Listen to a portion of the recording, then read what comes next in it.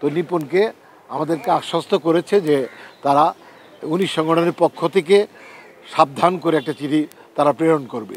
আচ্ছা, নিপুণের ব্যাপারে আমরা ১৯ সংগঠনে কথা বলার পরে আমরা যে সমস্ত অনাকাঙ্ক্ষিত ঘটনা ঘটছে এগুলো আমরা তাদেরকে বলেছি, তারা অবগত, কারণ আপনাদের মাধ্যমে মোটামুটি সবাই এগুলো জানে।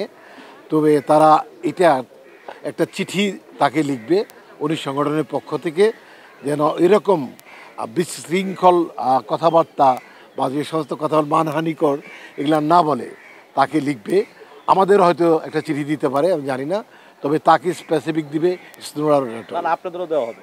হ্যাঁ, মানে আমাদেরও দিতে পারে স্পেসিফিক তাকেই দিবে, যেহেতু তার সম্পর্কে আমরা ওখানে কথা তুলেছিলাম, নিপুণ সম্পর্কে।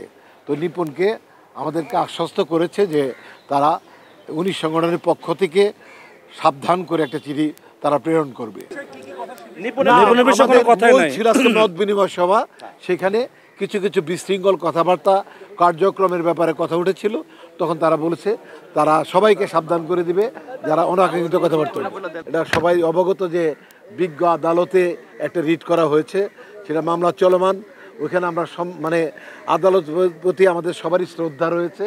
ওইটা একেবারে আইনের পক্ষেই, আইনেরভাবেই যাবে। ওই বিষয় নিয়ে আমরা কোনো আলোচনা করিনি।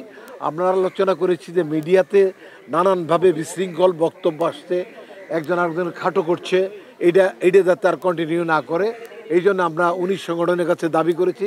তারা বলেছে এটা তারা ড্রাস্টিক একটা অ্যাকশন নেবে চিঠির মাধ্যমে, যাতে ভবিষ্যতে করে এরকম কথা আর কাউকে না বলে। স্পেসিফিক আমরা একজনের নাম বলেছিলাম, তার নাম ইতিমধ্যে বলেছি, তাকেও তার একটা চিঠি দিয়ে দেবে। এর মধ্যে এটা ডেফিনেটলি সুস্থ হয়ে নির্বাচন হয়েছে এবং আদালতে এটা বিচার চলছে, নিয়ম টিয়ম তারা তদন্ত করে দেখছে। আর যেটা প্রধান নির্বাচন কমিশনার আজকেও ছিলেন, উনি বলেছে আমি সুষ্ঠু নির্বাচন করে দিয়েছি, এ বিষয়ে কোনো রকম সন্দেহ কারোর মধ্যে নেই। আরেকটা বিষয় যেটা জানতে চাচ্ছেন আমি ক্লিয়ার করে যাচ্ছি, যে যাকে আমরা নোটিশ করেছি যে জবাব দেওয়ার জন্য, ওটা চলমান, ওটা 7 দিন, তারপরে 5 দিন, তারপর 3 দিন, তারপরে আমরা ওটা ডিসমিস করে দেব। ধন্যবাদ।